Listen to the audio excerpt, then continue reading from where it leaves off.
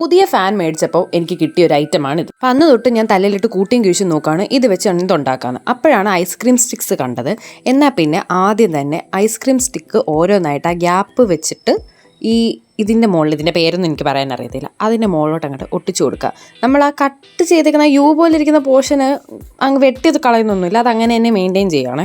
ഇനി ഞാൻ ഒരു സ്ട്രിപ്പ് എടുത്തിട്ട് ഏതെങ്കിലും ഒരു കാർഡ്ബോർഡ്, ഒരു പേപ്പറിൻ്റെ സ്ട്രിപ്പായാലും മതി, അതിനെടുത്ത് നീളത്തിൽ കട്ട് ചെയ്തെടുക്കുകയാണ്. അപ്പോൾ ഈ കട്ട് ചെയ്യുന്നത് എനിക്ക് നീളം കുറച്ച് കുറഞ്ഞു. അപ്പോൾ ഞാൻ വേറൊരു ചാർട്ട് പേപ്പർ എടുത്തിട്ട് കട്ട് ചെയ്ത് ഇനി ഇത് മുകളിൽ ഈ കാണുന്ന പോലെ മുകളിലും താഴെ നമ്മൾ ഒട്ടിച്ചു കൊടുക്കുന്നുണ്ട്. ഇനി നമുക്കിതിനൊരു ബേസ് വേണം. അതിനുവേണ്ടി ഞാൻ ഒരു കാർഡ്ബോർഡ് റൗണ്ടിൽ കട്ട് ചെയ്തെടുത്തിട്ടുണ്ട്. അത് നമുക്കൊന്ന് ഒട്ടിച്ചു കൊടുക്കാം.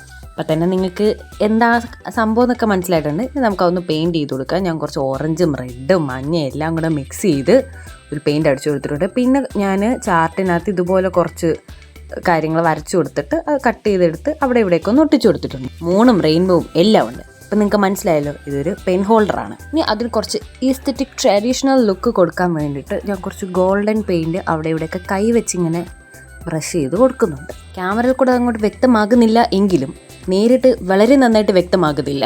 അകത്ത് ഞാൻ പെയിൻ്റൊന്നും അടിച്ചിട്ടില്ല കേട്ടോ. നിങ്ങൾക്ക് ഇങ്ങനെ തന്നെ കീപ്പ് ചെയ്യാൻ വേണമെങ്കിൽ അകത്ത് വല്ല പെയിൻറ്റും അടിക്കാം. അപ്പം ഞാൻ പെന്നും എൻ്റെ പെയിൻറ്റ് ബ്രഷൊക്കെ ഇട്ട് വെച്ചേക്കുവാണ്. അപ്പോൾ ഇഷ്ടമായി ലൈക്ക് ചെയ്യുക, ട്രൈ ചെയ്ത് നോക്കുക. Okay, by.